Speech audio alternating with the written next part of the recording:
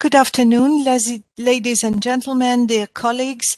On the eve of Luxembourg National Day, the Europe Direct Information Center at the University of Luxembourg, in collaboration with its partners, the Luxembourg Center for Contemporary and Digital History, the Luxembourg Institute of Socio-Economic Research, and the Luxembourg National Innovation Agency Luxinnovation, are pleased to invite you to the webinar Luxembourg from Steel to the Knowledge Economy and Beyond. As you maybe know, Luxembourg has an open, dynamic, innovative economy that is one of the most successful at international level, and the growth rate of Luxembourg was also among the highest of the EU than 28 member states. As you already know, Luxembourgish economy is one of the least affected by the COVID-19 crisis. So Luxembourg economy is part of the nation brand of Luxembourg. But before embarking on the subject, I would like to draw your attention on the historical significance of the day of tomorrow, 23 of June. Luxembourg has celebrated its sovereign's birthday since the 18th century, when Grand Duchess Charlotte, born on 23 January 1896, acceded the throne in 1919.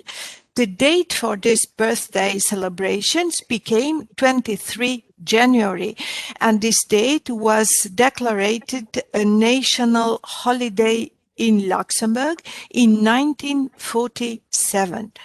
But on 23 December 1961, a Grand Ducal decree set the date as the date of 23 June as Luxembourg's National Day, when the country would officially celebrate the monarch's birthday. National Day has continued to be celebrated on this date, so 23 June, during the successive reigns of Grand Duke Jean, 1964-2000. Grand Duke Jean was born on 5th January, and also Grand Duke Henri, who is Grand Duke of Luxembourg since 2000, born on 16th of April. National Day is one of the symbols of the monarchy, together with the coat of arms and the anthem of the Grand Ducal House. Now, let me introduce the outstanding speaker of today, who is Dr. Franz Clément, who is graduated in political science from Université Catholique de Louvain in Belgium, and who completed a postgraduate degree in sociology of work at Nancy II University in France. Dr. Clément holds a PhD in sociology from the CNEM, Conservatoire National des Arts et Métiers in Paris. He is now a researcher in social sciences at the Luxembourg Institute of Socio-Economic Research, LISER, in Esch-Belval. And he has led various studies and authored publication on social dialogue in Luxembourg and the greater region, and on cross-border workers in this area. So we invite Dr. Franz Clément to take the floor in talking us about Luxembourg from steel to the knowledge economy and beyond. Thank you very much, Elena, for your invitation today at this conference. Sorry, a small PowerPoint has been prepared for this conference. I think we will see, yes, here is the first slide of the PowerPoint with the title. And on the next slide, as you can see, I have divided the presentation into 5 parts. The first part will concern the history in the 19th century, and then the first half of the 20th century, then the second half of the 20th century, then we will jump over to the current century, and we will finish with thematic and beyond, because of the next future, the provisions and the consequences of the COVID-19 crisis concerning the Luxembourg economy. So we can start with the first slide, and we will see that in the 19th century we can divide the period in 4 different stages, as you can see on the screen now.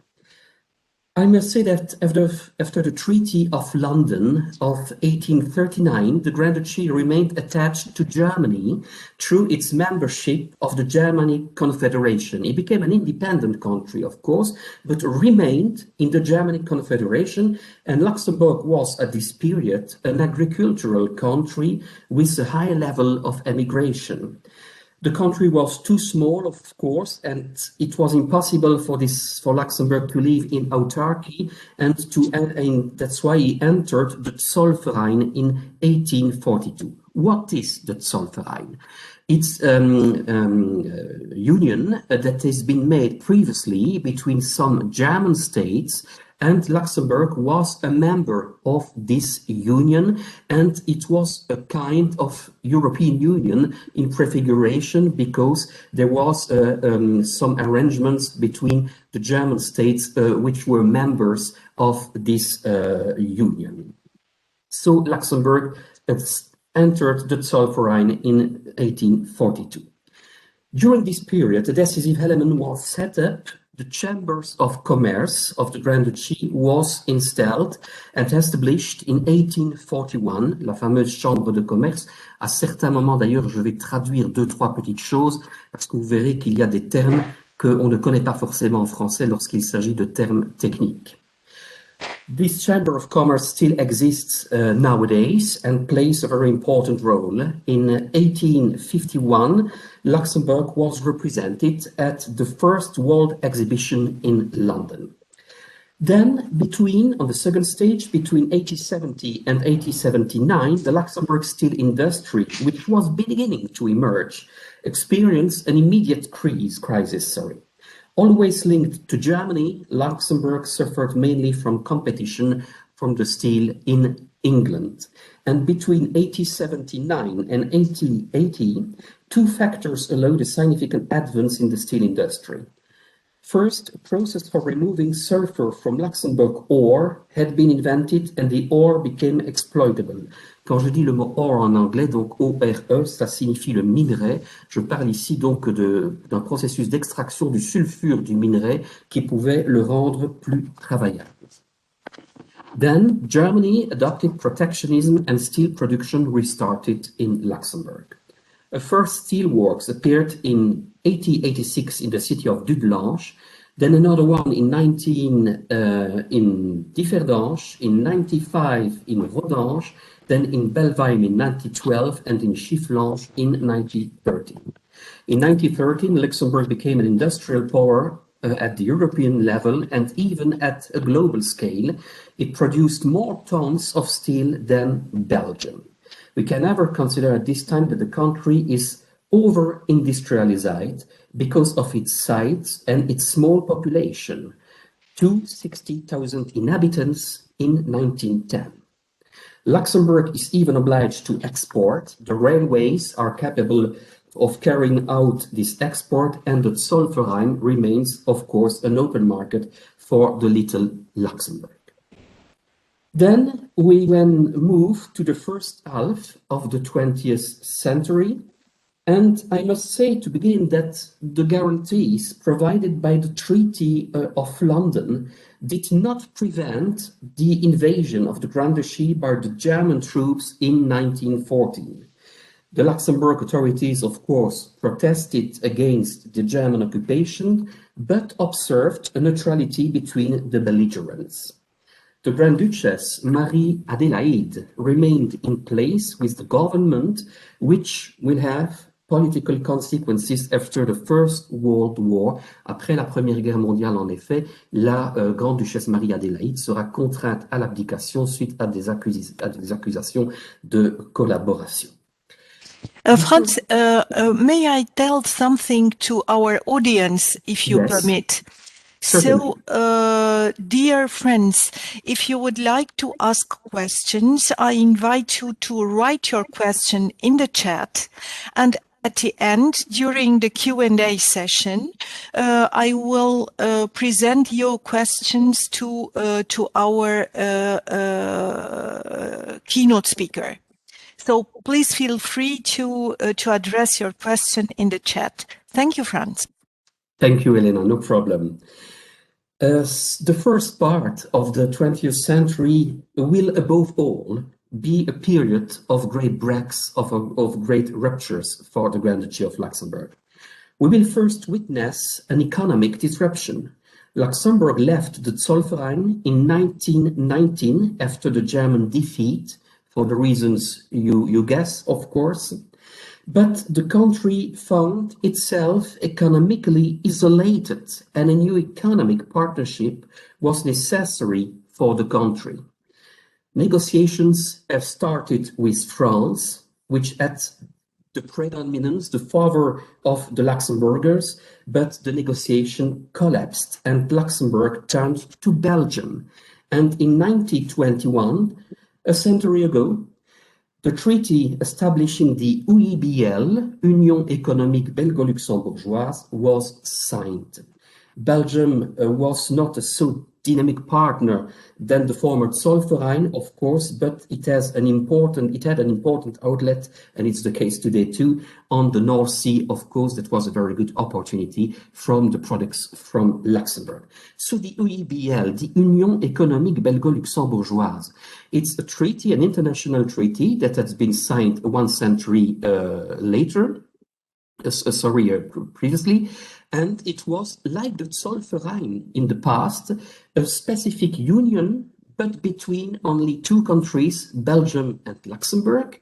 And for example, in this union, the Luxembourg and the Belgian currencies, the franc luxembourgeois and the franc belge, had the equal level of value in this union. I must perhaps add 3 things. On last March, I had the opportunity with Elena to provide a conference in French on this topic of the UIBL, and I think that we can also today see this conference on the EDIC website. The second information I would like to provide is that on 7th July, next 7th July, the 2 governments of Belgium and Luxembourg will celebrate the anniversary of the UIBL together with a common reunion. And on 6th October, LISER with other partners will organize in the city of Martelange in Belgium and Rombach in Luxembourg a specific congress on the topic of UIBL. It is on 6th October, and the registration, will be open on the LISER's website on 1st September. So we are still in the beginning of the 20th century, and Luxembourg will then experience an industrial breakthrough. The steel industry has long been a supplier to the Zollverein, and Luxembourg is forced at this period to reorient itself towards finished products in the steel industry. That means that it can no longer be satisfied with the stage of simply melting steel. Donc, autrement dit, des produits de fonte classiques directs qui étaient produits dans l'industrie sidérurgique de l'époque ne suffisent plus à occuper le marché. Le Luxembourg est obligé alors de produire des produits d'acierie qui sont plus développés que de la simple fonte, en quelque sorte. So Luxembourg had to find new customers on all continents to continue its export. We are also witnessing an agricultural disruption. Luxembourg agriculture was part of the UIBL that still exists today. And of course, Luxembourg and its agriculture was exposed to Belgian competition. A transition period was played, and from 1930, Luxembourg adopted protectionist measures for its own agriculture. Viticulture had also to reorientate itself because the German market was totally collapsing, and in Luxembourg it was therefore necessary to reduce the wine growing area and to introduce cooperatives. Then we arrive immediately in the second half of the 20th century.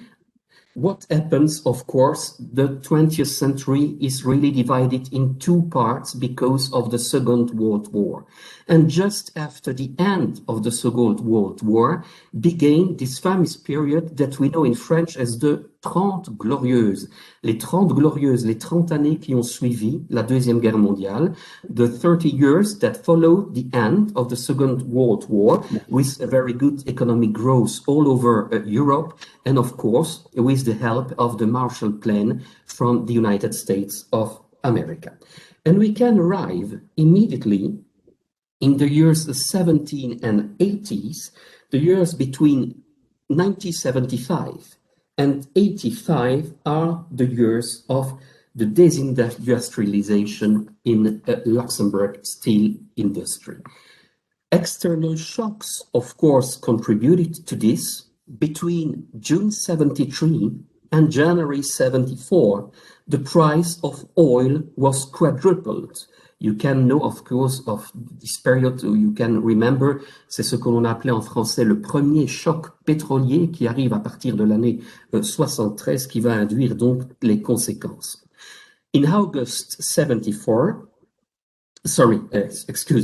in 71, the American President Richard Nixon unilaterally ends the system of the gold dollar standard.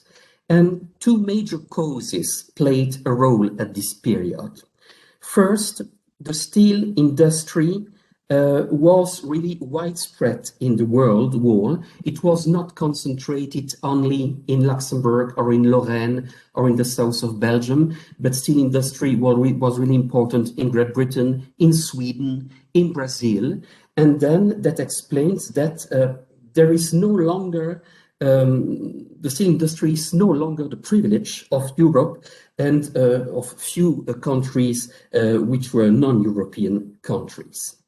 Then I must underline that the cost of producing the products in the steel industry in Europe was very high in comparison of the production in other parts of the world, and in particular in Brazil. The steel crisis had a particular aspect unique to Luxembourg. Targeting the steel industry meant targeting the entire industry. It sounded like a loss of sovereignty. The steel industry was really the blood of the Luxembourg economy, and it could have been a very good problem, a very big problem, if there was not at this period a change in the economy, as I will explain now.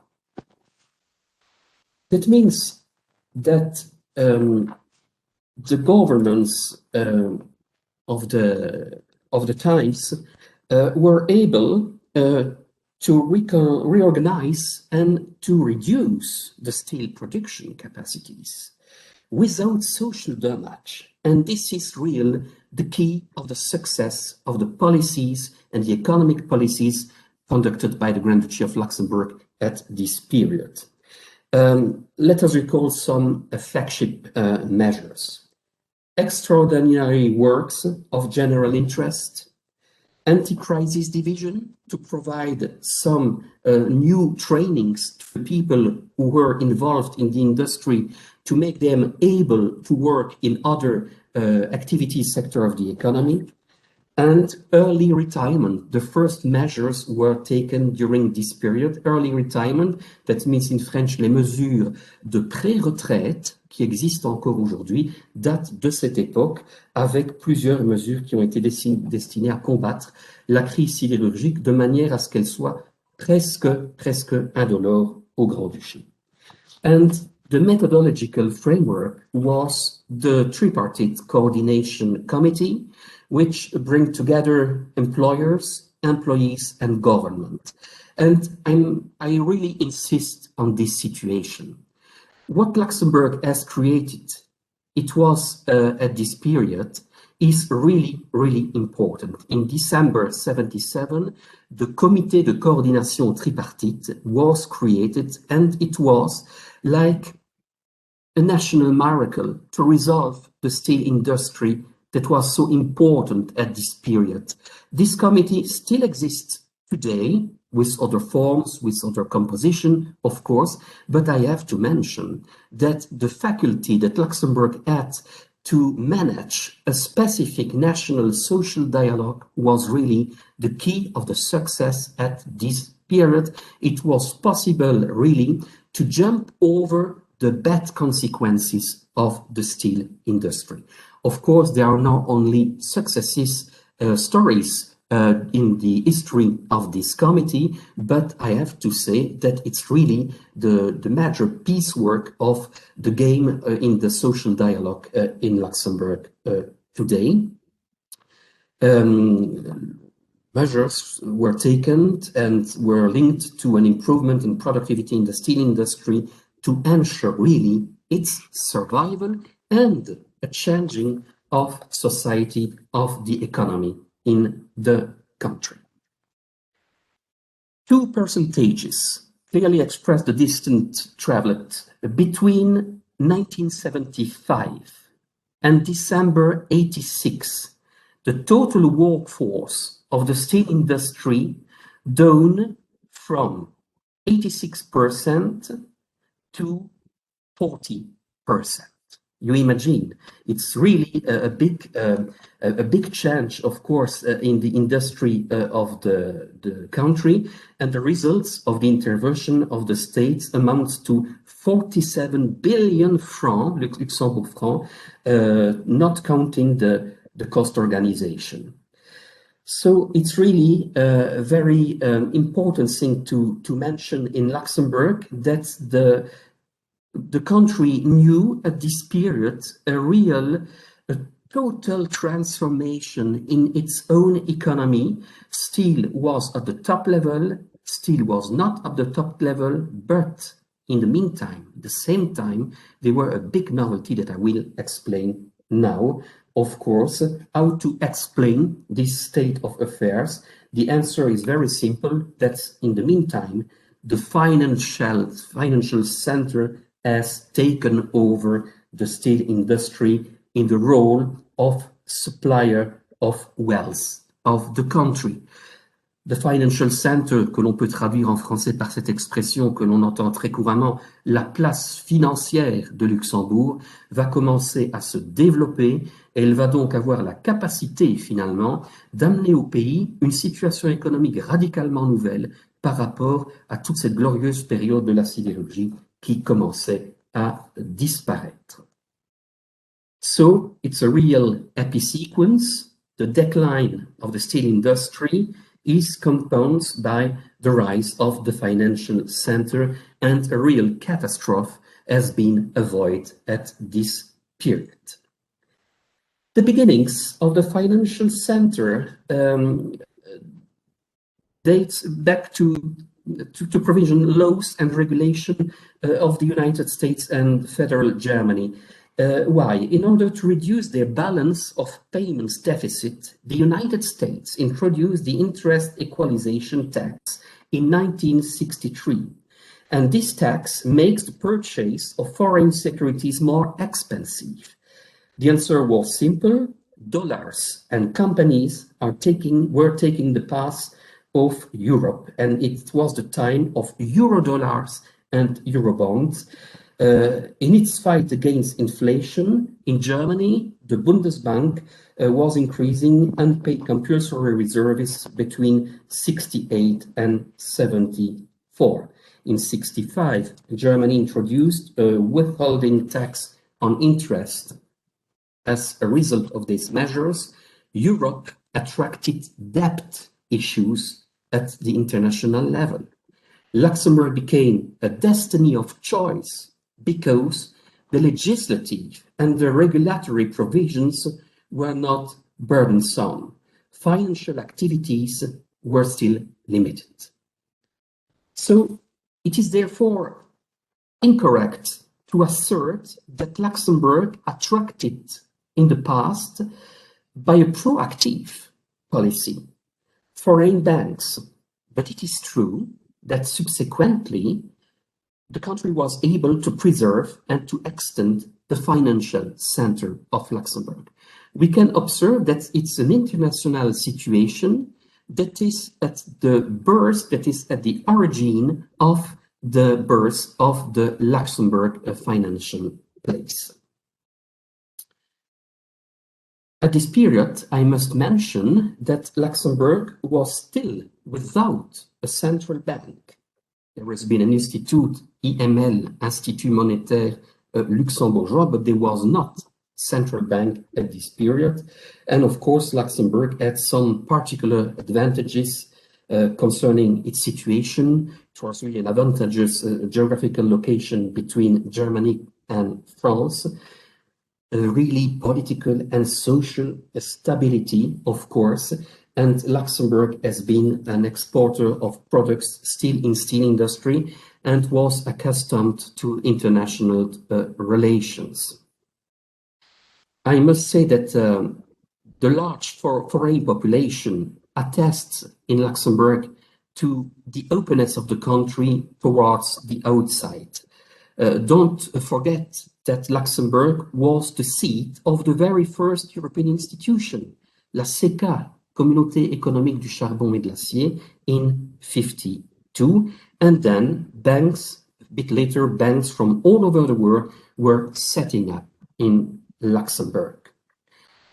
The square's activities were expanding. First, the banking sector with retail banking, private banking, corporate banking, insurances products, custodian banks for investment funds and fund administration, distribution of fund units, for example.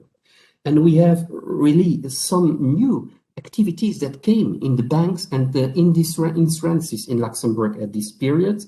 I can mention, for example, the collective placement, des OPC, the mutual fund, the variable capital investment companies, qu'on appelle en français les SICAV, les sociétés d'investissement à capitaux variables, fixed capital investment companies, and other professionals of the sectors, of course, who came in Luxembourg during this period, which we are still, don't forget, we are still in the second part of the 20th century, and in particular over 1975.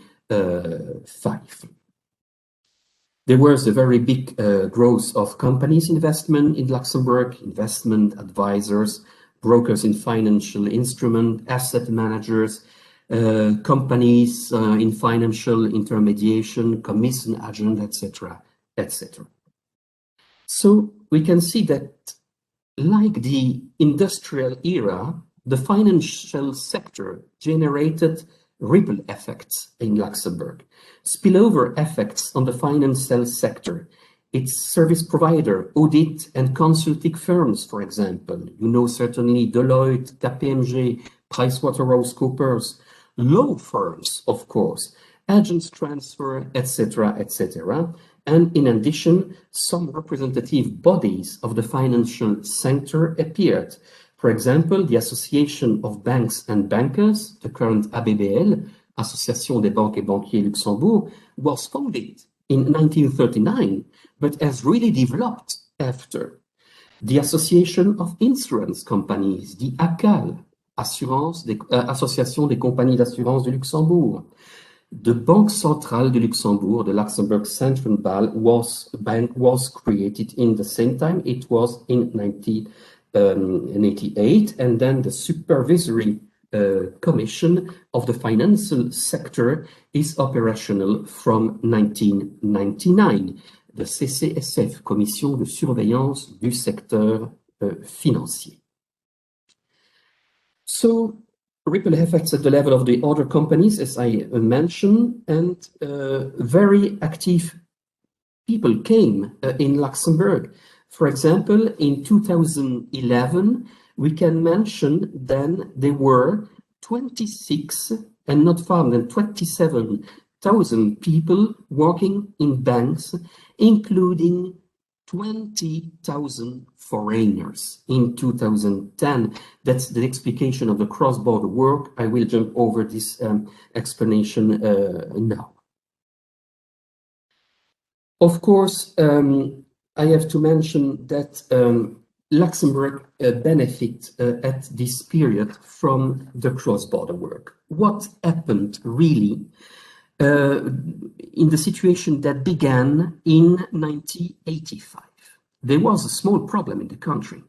The economic growth was so important that it was not possible to find all the sufficient workers inside the country in Luxembourg, and that's why the recourse to cross-border workers was totally inescapable. And that was in 1985, the beginning of the cross-border work in the country. It's still very important today. We can say that today about 45% of all the wage earners in Luxembourg are cross-border workers. 200,000 cross-border workers today. The 50% come from France, 25 from Germany, 25 from Belgium. It was really the beginning of this phenomenon that we continue to know with very important effects today. Then we will move to our current century, of course, and I would like to say perhaps something concerning a new development in Luxembourg. Steel industry, it's rather over. Of course, there are some blast furnaces today in Luxembourg too. Il y a encore quelques hauts fourneaux au Grand-Duché maintenant, mais l'industrie sidérurgique n'a plus le lustre qu'elle avait dans le temps. Elle a été suppléée par l'industrie des banques, si on peut appeler ça une industrie. Donc, banks are today really still very important in the Luxembourg economy. But another change is coming at the beginning of the current century with the creation of the University of Luxembourg. It has been created in 2003. It's located in Esch-sur-Alzette on the Belleval site in the south of the country. And very rapidly, the university rose to the top 20 world of universities under 50 years old. The University today of Luxembourg collaborates with many foreign academic institutions, and 20 of them are within a radius of less of 200 kilometers around Luxembourg. So, at the beginning of our current century, we can say that the knowledge economy is really coming in place in Luxembourg. In addition to its university and 4 public research centers are on the site of Belleval today, or will join the site of Belleval soon, the Luxembourg Institute of Science and Technology, the LIST, the Luxembourg Institute of Socio-Economic Research, the LISER, Luxembourg Institute of Health, and the Max Planck Institute. And then Luxembourg is home to many private research centers linked to industry and owned by international groups. I can mention, for example, Goodyear, which is located in Colmar-Berg in the center of Luxembourg. That means that's the Goodyear Innovation Center Luxembourg. It carries out research and development of new tires for the markets in Europe, in Africa, and in Asia. And you can see that there are other employers in Luxembourg with R&D, research and development, des activités de recherche et développement. I can mention, for example, Husky, Delphi, or Dupont de Nemours in Conter.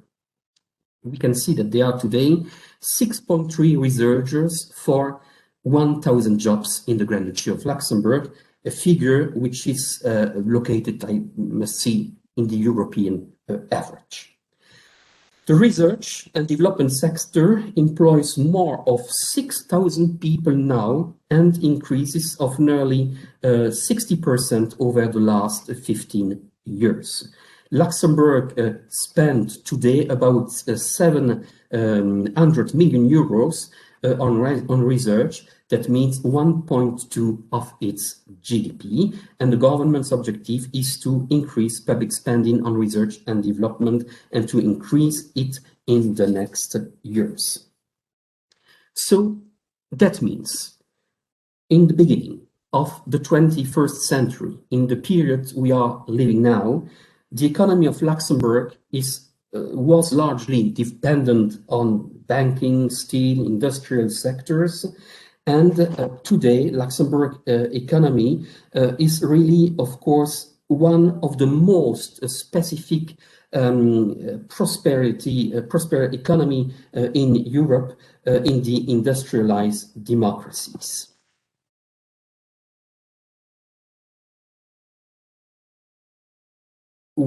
Perhaps some words concerning the banking today in the current situation. Banking is today the largest sector in the Luxembourg economy. In the 2019 Global Financial Centers Index, Luxembourg was ranked as having the 25th most competitive financial center in the world and third most competitive in Europe after London and Zurich in Switzerland. The country has specialized in the cross-border fund administration business, and as Luxembourg's domestic market is relatively small, the country's financial center is predominantly international. At the end of March 2010, for example, 152 banks were in Luxembourg. Of course, the political stability, the good communications, the easy access to European center, skilled multilingual staff, of course, a tradition of banking secrecy and cross-border financial expertise have all contributed to the growth of the financial center in the country. A small word, of course, concerned about Luxembourg's banking secrecy laws and the reputation of Luxembourg to be like a tax haven. Led in April 2009, Luxembourg was being added to a grey list of nations with questionable banking arrangements by the G20, and a list from which it was removed a bit later. These concerns has led Luxembourg to modify its tax legislation to avoid conflict with the tax authorities of European Union members. What about the steel today? I can see that, of course, Arbet still exists, but not in the same form. Arbet was created in previously, and today, of course, there has been a fusion in 2001 with Arcelaria and Usinor. Then Arbet became Arcelor. Arcelor was taken over in 2006 by Metal Steel to form ArcelorMittal, and of course by Lakshmi Mittal, with the largest steel producer in the world now. A small word perhaps on telecommunication. Government policy promote the development of Luxembourg as an audiovisual and communication center. RTL, Radio Télé Luxembourg, is Europe's premier private radio and television broadcaster. The government-backed Luxembourg satellite company Société Européenne des Satellites, SES, was created in 1986 to install and to operate a satellite telecommunication system for transmission of television programs throughout Europe. The first SES Astra satellite was launched by the Ariane rocket in December 1988, and SES presently constitute the world's largest satellite service company in terms of revenue. And once again, I insist on this, the cross-border workers are still present in Luxembourg, and they are really an essential element for the economic growing of the country here in Luxembourg.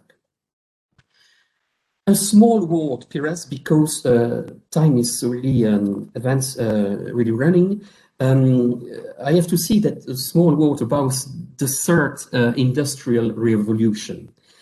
Just a small sentence, which was pronounced in 2016 by the famous economist from America, Jeremy Rifkin.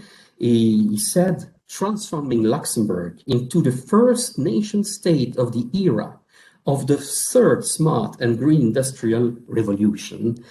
This is an objective and really the ambition strategic to put on here in Luxembourg. This plan to transform Luxembourg in a new world on the Industrial Revolution has been asked by the Luxembourg government, and in particular by former Minister Etienne Schneider in 2016.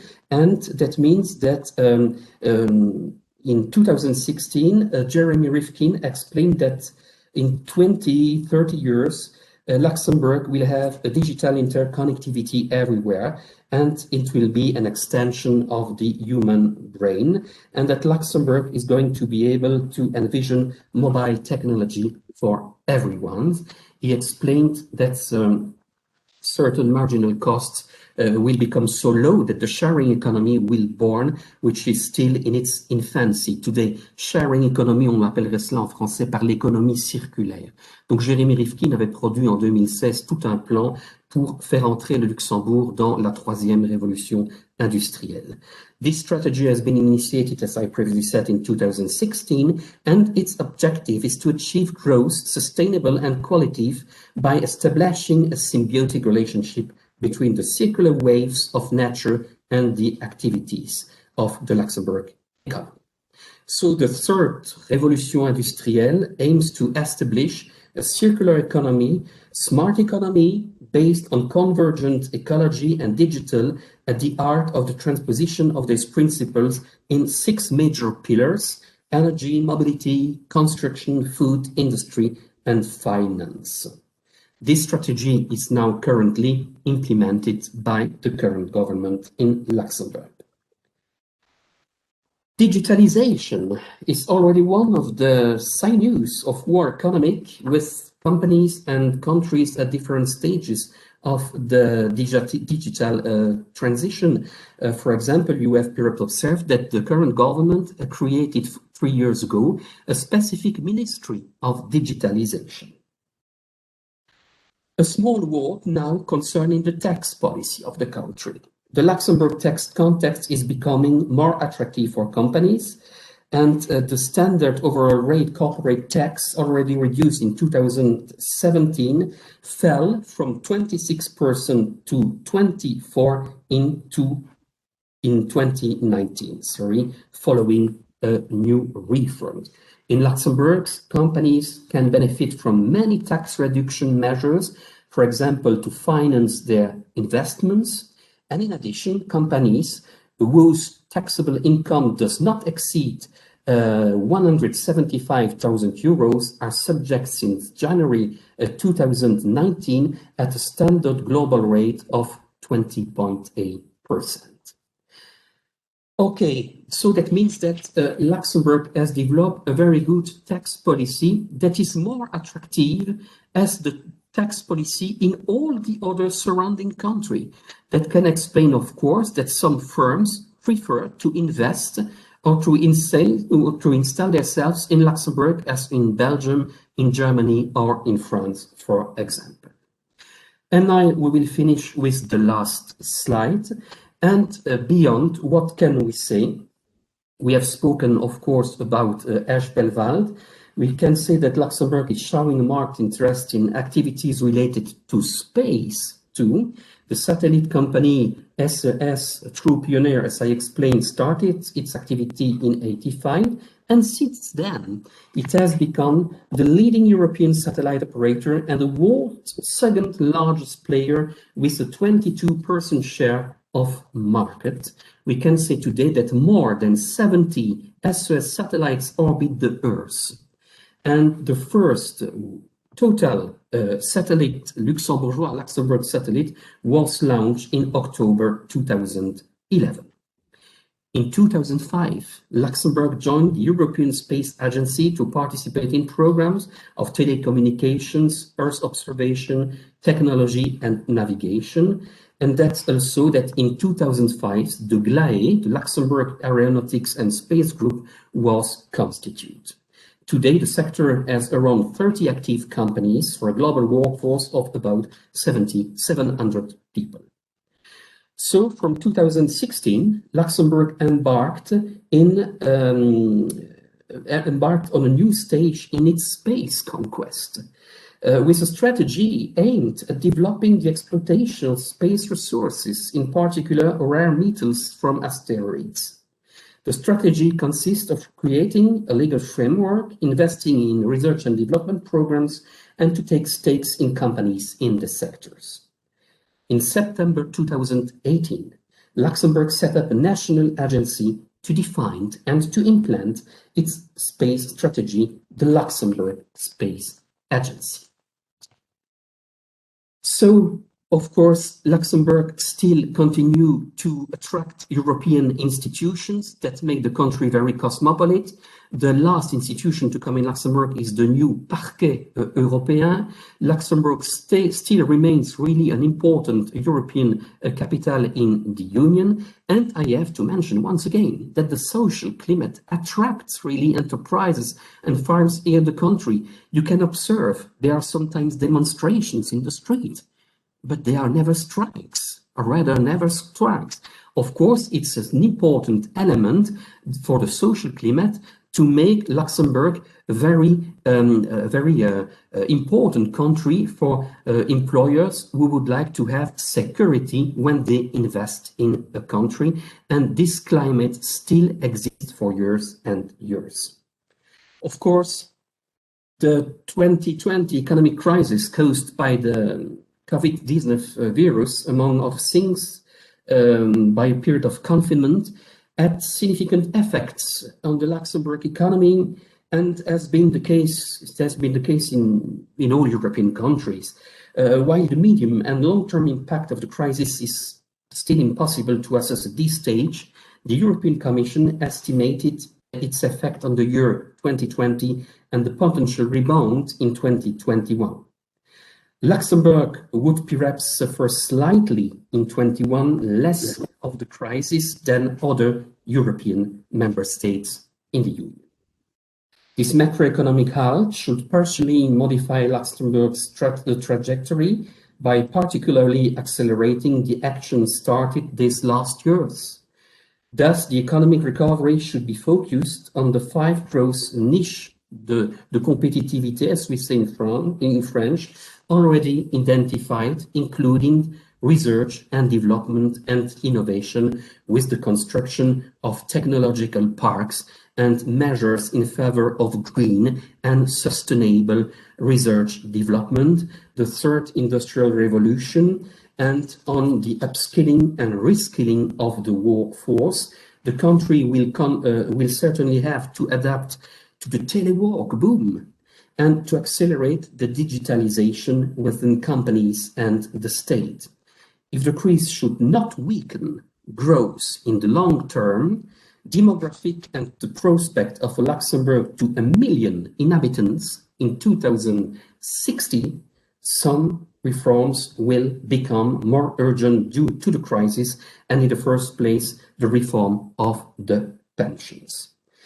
So we can say that the Luxembourg of 2030 is therefore already under construction.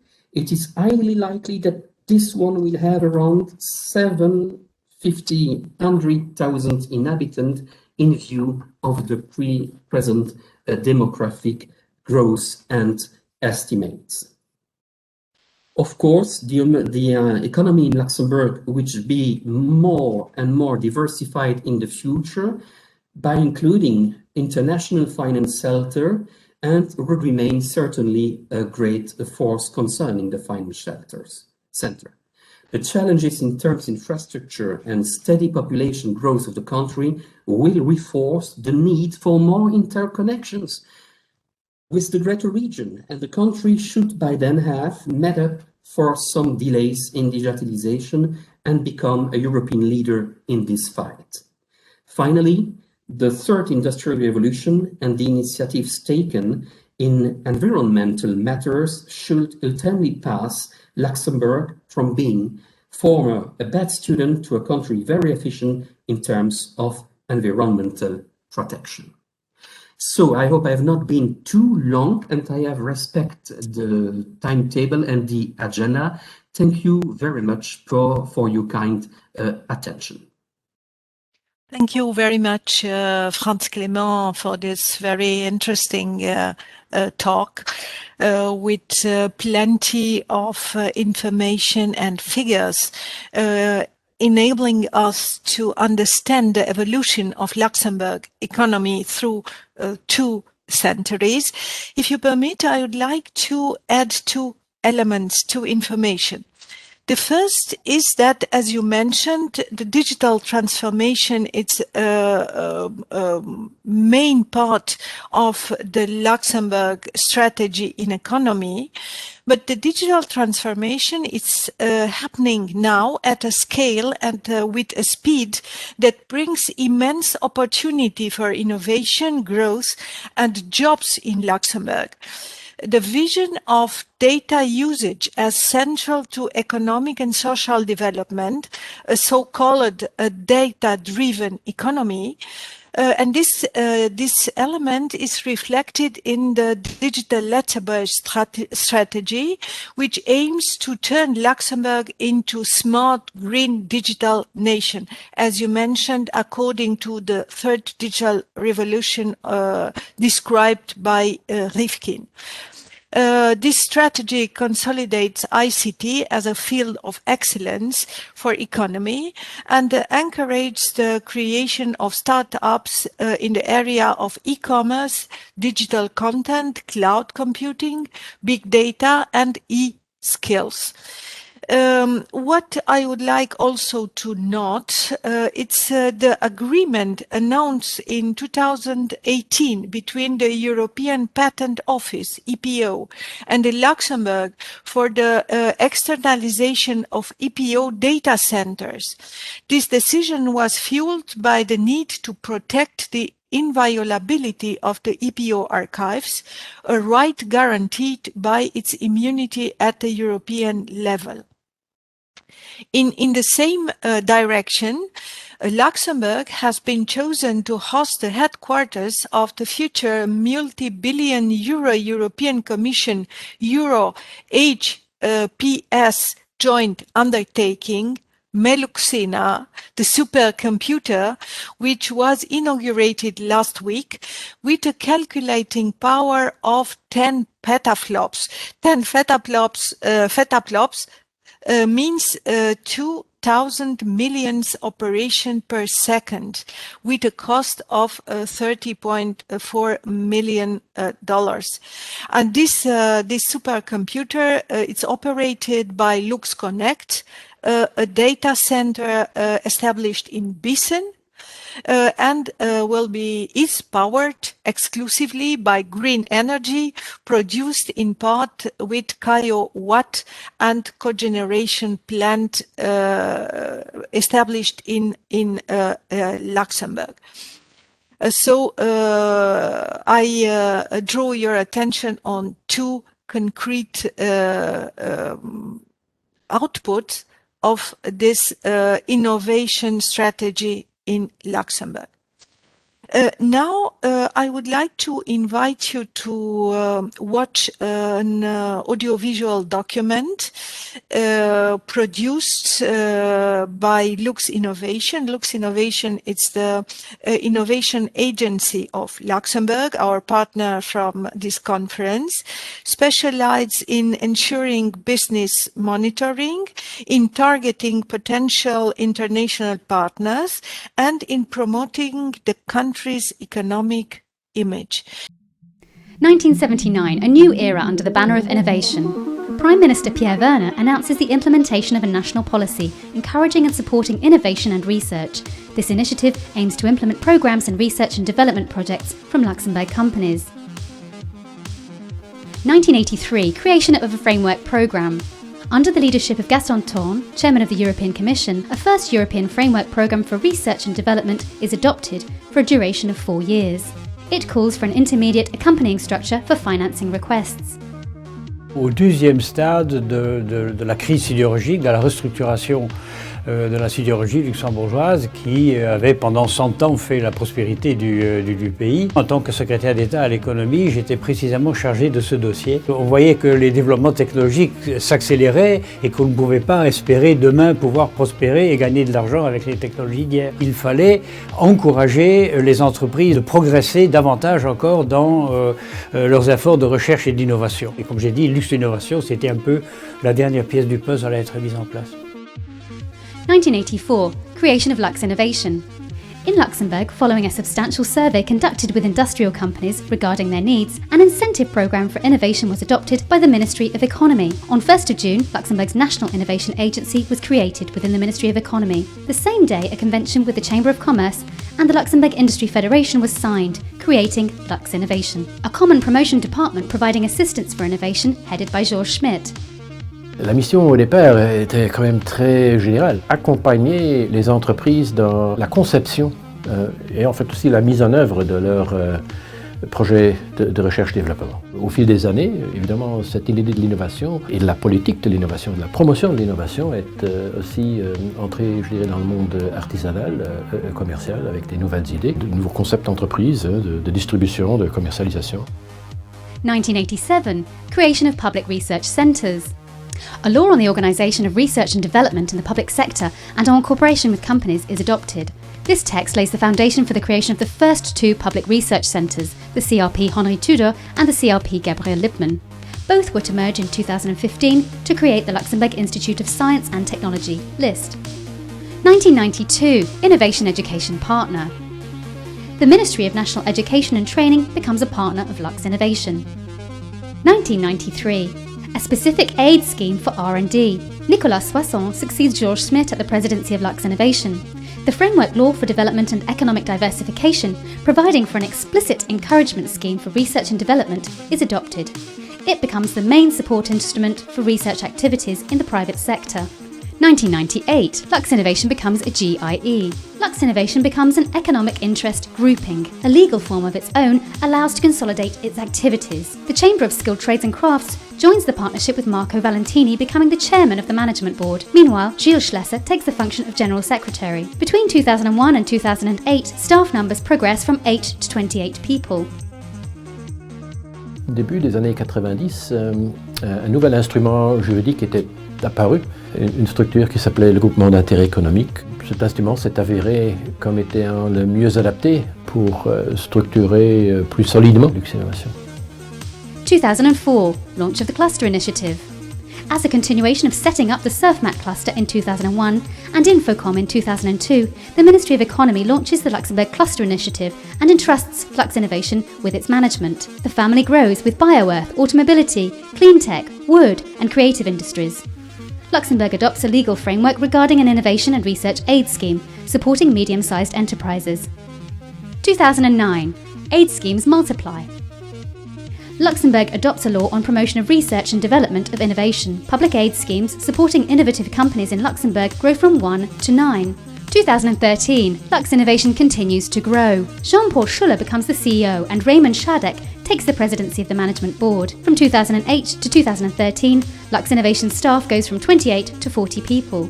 2016, an extended mission for Luxinnovation. 1 year after moving to the heart of the City of Science, Research and Innovation in Belval, Luxinnovation is tasked with a new mission, integrating the economic promotion activities on international level conducted so far by Luxembourg for Business.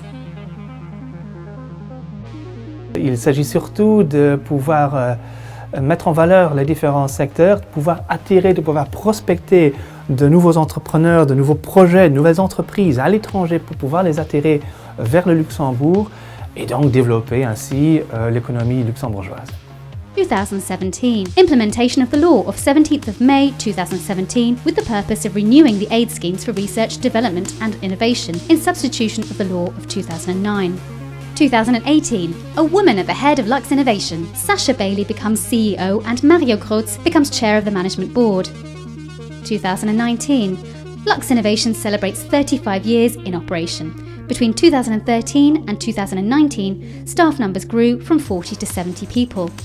It is also the kick-off of the Luxembourg Digital Innovation Hub.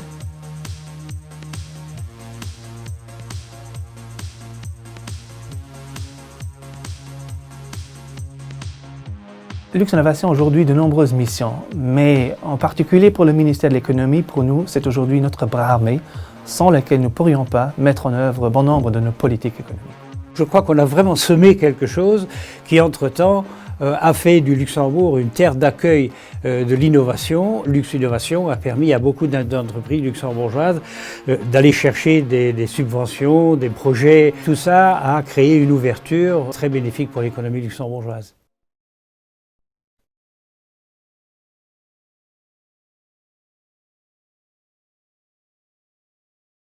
This film presents a synthesis of 35 years of activities of Luxinnovation.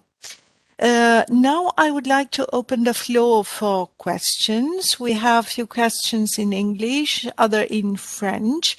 So let's start by the first one. Question to Monsieur Clément. What are the main strengths and the main weaknesses of the Luxembourgish economy in a historical perspective? I think there are no real weaknesses. As I previously explained, it was really a very good thing when the steel industry began to collapse, to transform the national economy to the banking sector. So today, certainly we can consider the steel industry as real a weakness today, but not in the past. I can say that the Luxembourg governments, the successive Luxembourg governments, had taken into account the situation and really had a provisional view in the future to make possible the reconversion of the economy to other things. You can observe, for example, when the steel industry began to collapse in the 17th, around 73, 70, 74, 10 years later, it's not long, 10 years, 10 years later, the banks came in Luxembourg. That demonstrates that the Luxembourg governments had really the clever level to reform the economy very quickly and to avoid a collapsing of the country. What is spending now? There is no real problems in the banks. Yes, of course, I know there was a crisis in the banks in 2009, 2010, certainly. But today we can say, even if sometimes there are some problems, that's continue to be a strong industry in Luxembourg. But nevertheless, the Luxembourg government had made the choice to invest in the knowledge technology now, in the innovative technologies, even if there are no real risks for the banks today. That demonstrate once again that in the history, the governments of Luxembourg all had really the intelligence to prepare always the future. So that's why I don't see any real weakness in the economy in Luxembourg. Yes, of course, the agriculture, but in the past, of course, not today. Okay, thank you. Question in French. Le vieillissement de la population est un défi à long terme pour le modèle social luxembourgeois. Comment voyez-vous cette tendance dans les prochaines années et à moyen terme?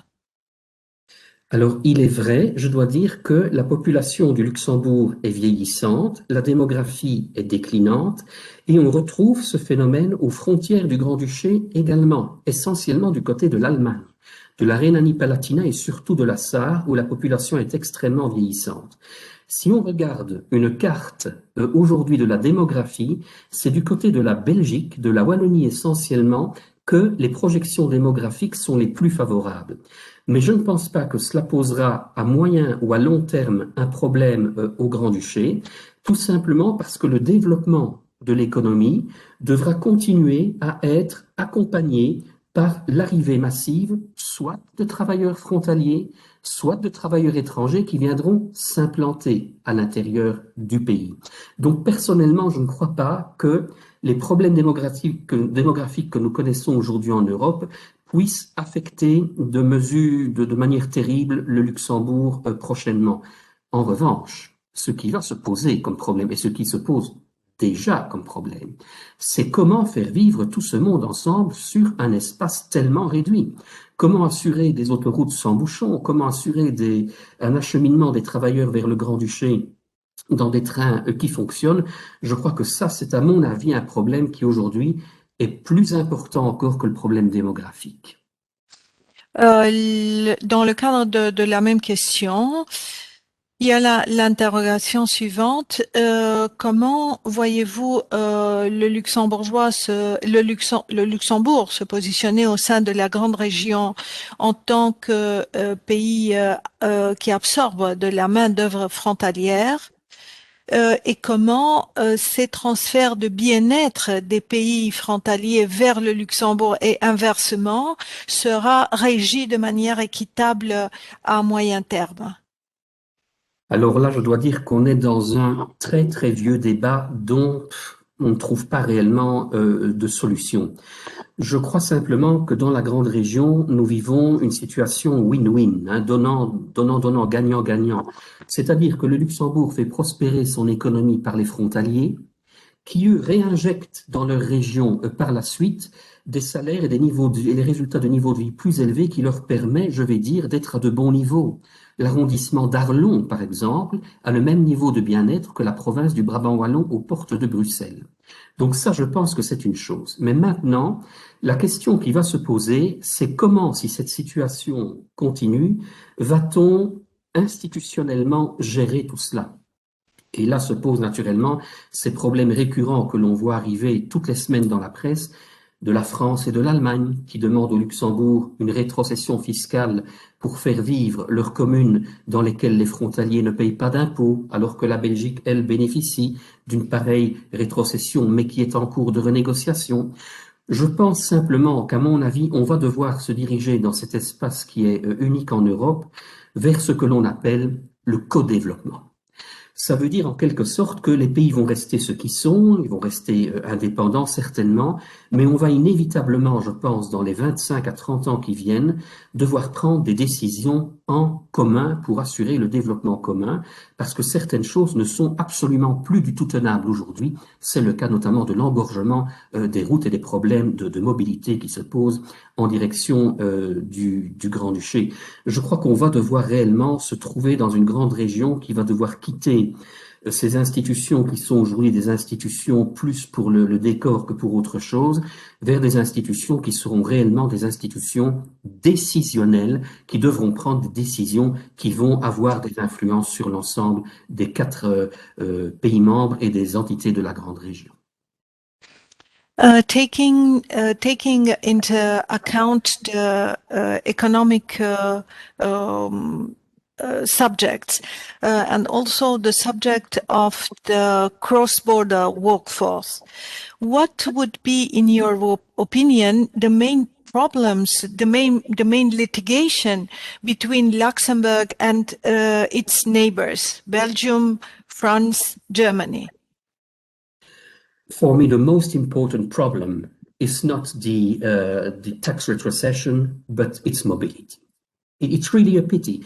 You can observe, for example, that 2 years ago, the Belgian Minister of Mobility, Mr. Gilles Quinet, came to Luxembourg and said that the project of building a parking in Arlon, in Viville, for the cross-border workers has collapsed. It's totally over.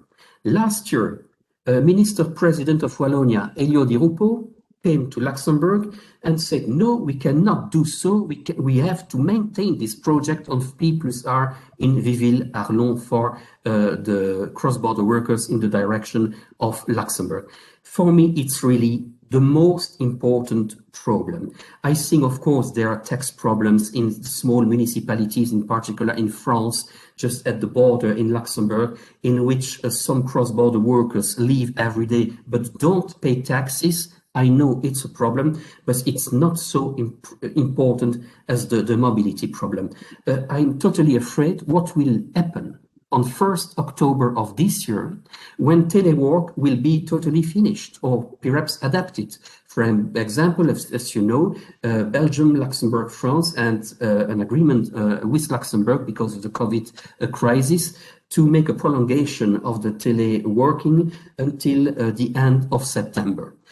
What will be happen after, I don't know, but I'm totally afraid that it will be totally impossible to go on the highways in Luxembourg and on some roads. For me, mobility is really the most important problem. All these problems are impacted by the political governments in Luxembourg or in all these countries, or is an objective issue? I think, of course, there is always a big difficulty in the greater region. There is no equality between the elections. For example, the government in Luxembourg is elected in 2017, in Wallonia is in 2018, and in Saarland and Rhineland-Palatinate there are another dates. That means that there is no stability in the links, in the political links between all the elements of the greater region. But nevertheless, I think it's really an option that has to be put on the table. We have to find a specific management, political and administrative management in the greater region. Luxembourg cannot still stay alone as an independent country and to receive more than 200,000 people every day. And it's still a necessity to have a big agreement at the level of the greater region. But I know it's really, really difficult. The greater region is intergovernmental cooperation.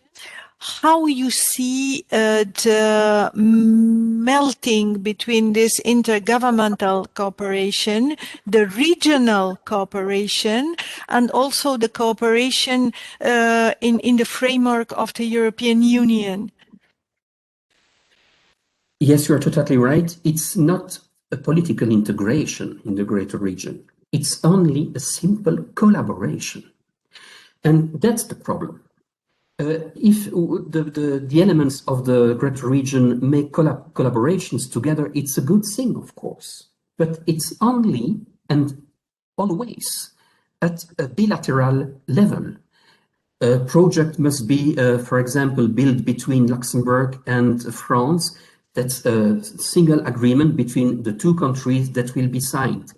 Some years ago, do you remember, the Schengen Lycée has been constructed in the territory of Saarland. It was an agreement between Luxembourg and the land of Saarland.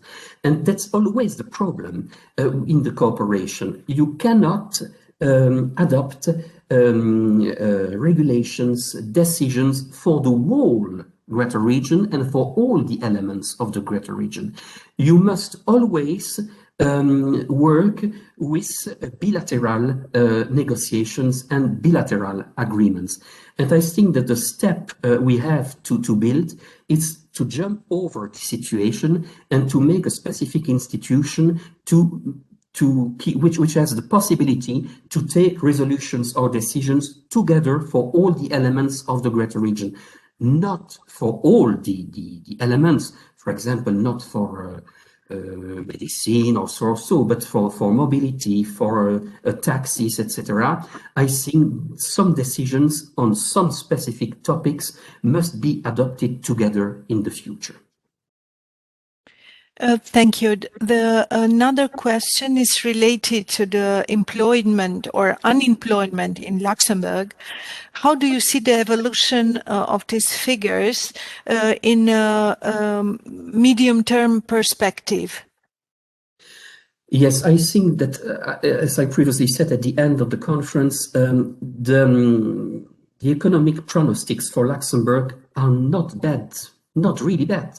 For the next months, if we follow the advices of the European Commission, and even after the COVID-19 crisis. Concerning the unemployment in Luxembourg, It goes better every month, as you have perhaps seen in the newspapers.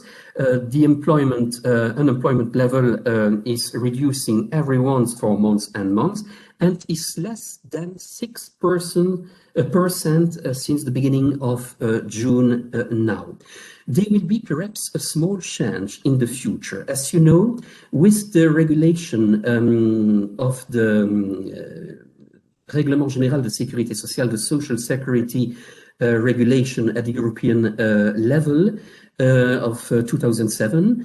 For the moment, Frenchman, German woman, Belgian man who lives in Belgium, in France, in Germany, and works in Luxembourg, if he or she loses his job, he will have to be back in his own country and he will receive the unemployment benefits not from Luxembourg, but from its own country at the home country level and not the Luxembourg level.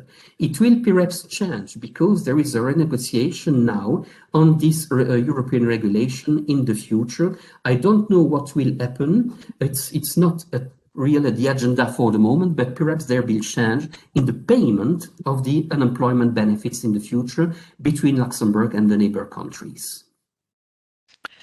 Another question is related to the secondary education. So according to the OECD PISA ranking, out of 52 countries, Germany 12, Belgium 21st, and France 27. The Luxembourg is the 28th in this ranking. How do you comment this quality of the secondary education in Luxembourg, which could jeopardize the workforce at a long term? Yes, that's a very long problem in Luxembourg. That explains, it's one element that explains the recourse to cross-border workers. Why? Because some person in Luxembourg, independently of their nationalities, don't have the level requested by the enterprises or the skills requested by the enterprises to occupy the new jobs created by the firms. That's a long problem.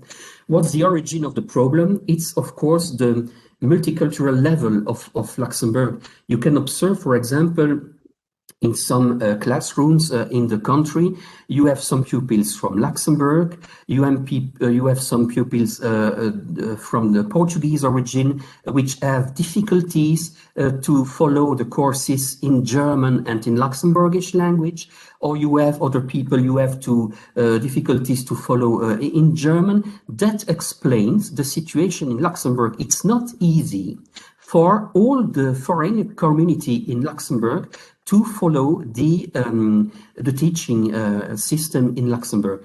Perhaps a good thing could be to change some regulations concerning the languages in the classrooms in Luxembourg. But of course, we don't forget that Luxembourg has a national own language, which is Luxembourgish, and it's totally out of question, of course, to avoid the problem and le mot m'échappe maintenant en anglais, abandonner, to avoid the Luxembourg language. It's totally out of question, of course.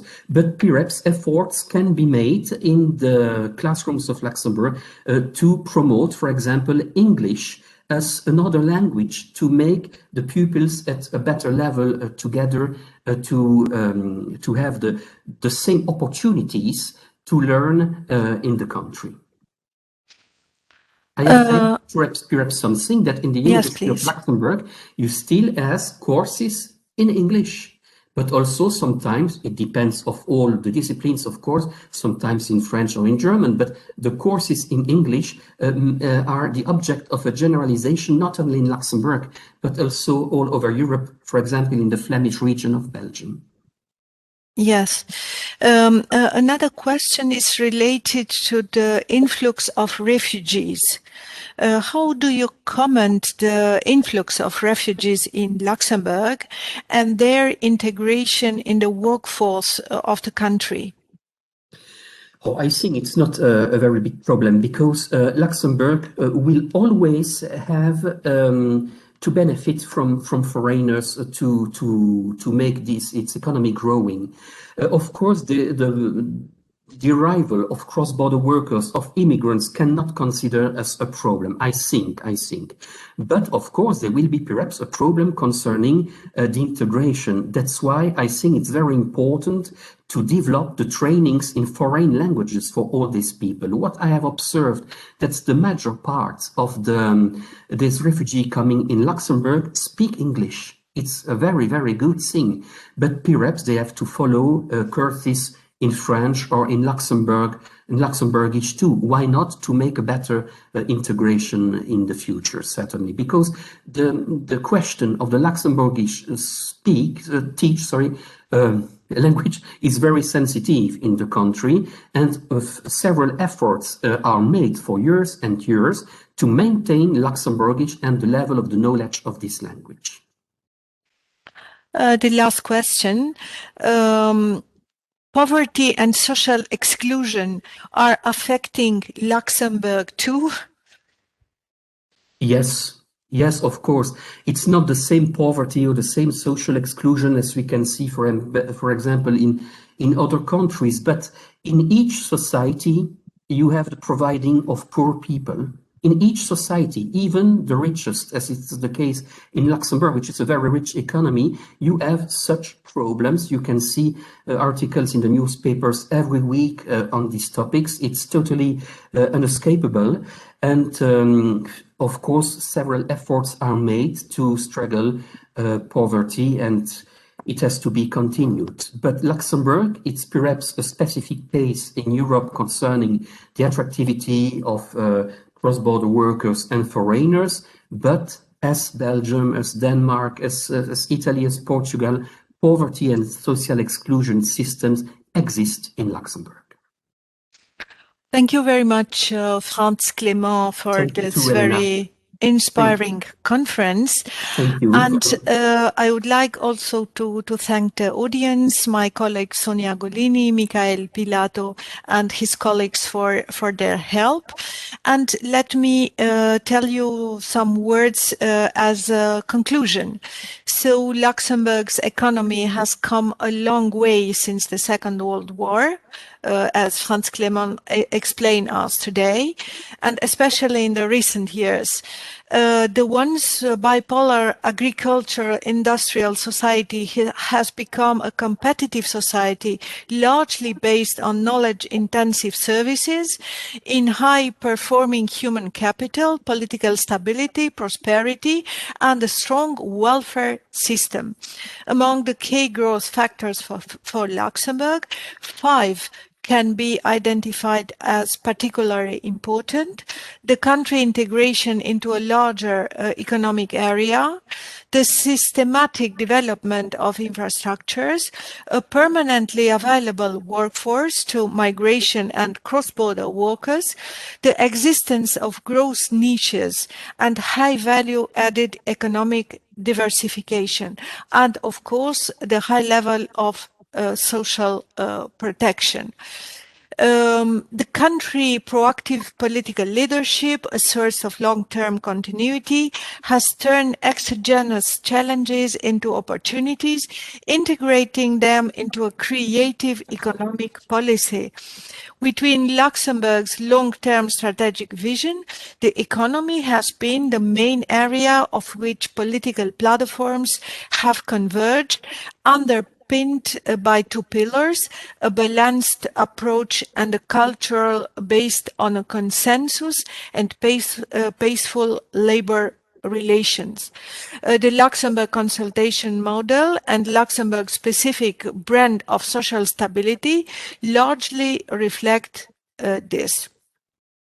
So agreement reached between the social partners within the tripartite and the Economic and Social Council before legislation is adopted by the Chamber of Deputies, thereby creating an environment conducive to social solidarity where any potential disagreement can be identified and resolved in advance. So thank you very much, our keynote speakers, the audience for their questions. And I would like to invite you on 3rd of June, when EDIC University of Luxembourg with the Foreign Affairs Ministry and the National Archives of Luxembourg will organize a conference focused on the first steps of Luxembourgish diplomacy after the Second World War. Thank you, everyone, and see you at our next conference. Bye-bye. See you. Bye-bye. Thanks a lot. Thank you.